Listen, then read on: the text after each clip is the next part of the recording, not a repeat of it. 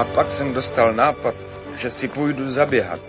Utíkal jsem na konec cesty a tam mě napadlo, že bych mohl až na kraj města.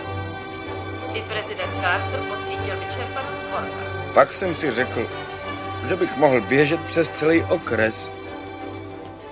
A když už jsem byl tak daleko, rozhodl jsem se to vzít přes celou Alabamu. A to jsem taky udělal. Přeběhl jsem celou Alabamu. Vlastně ani nevím, proč jsem utíkal. Dorazil jsem k oceánu.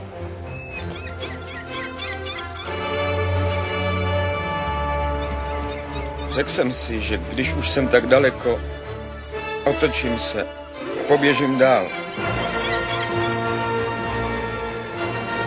Když jsem dorazil k dalšímu oceánu, řekl jsem si, že když už jsem tak daleko, otočím se a poběžím dál. Když jsem se unavil, spal jsem.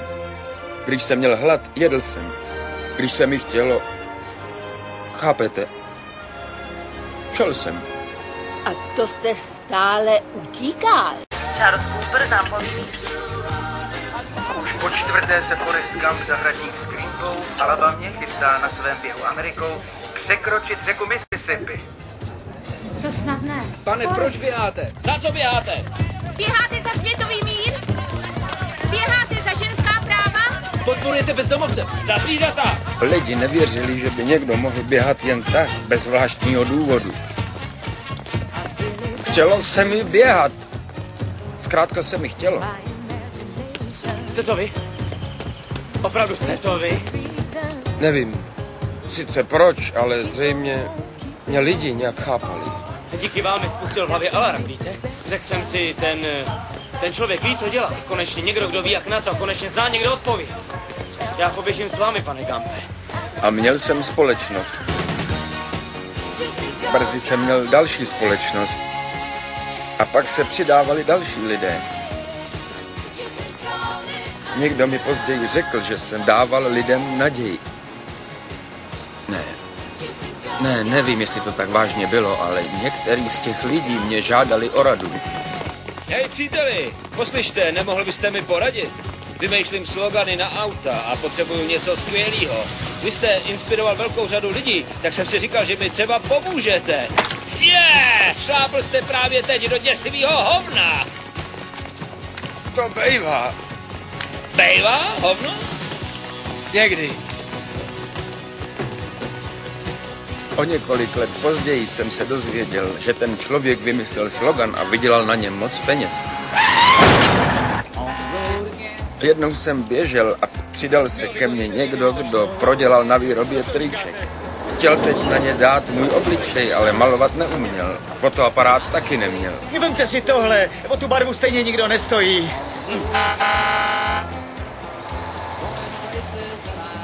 Přeju hezký den.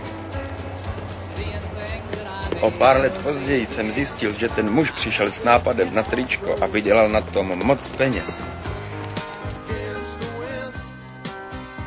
Jak už jsem řekl, měl jsem velkou společnost.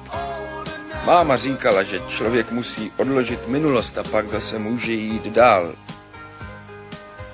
To byl asi důvod mýho běhání. Běžel jsem 3 roky, 2 měsíce, 14 dní a 16 hodin.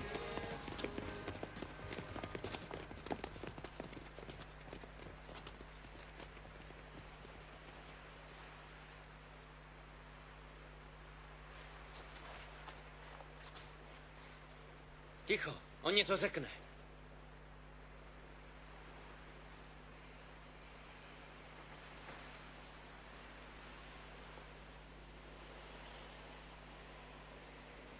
Jsem už unavený.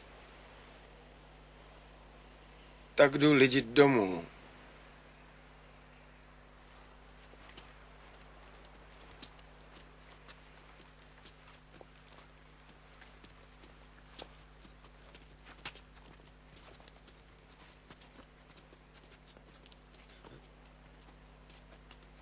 A co máme dělat my? A tak z čista jasna moje běhání skončilo.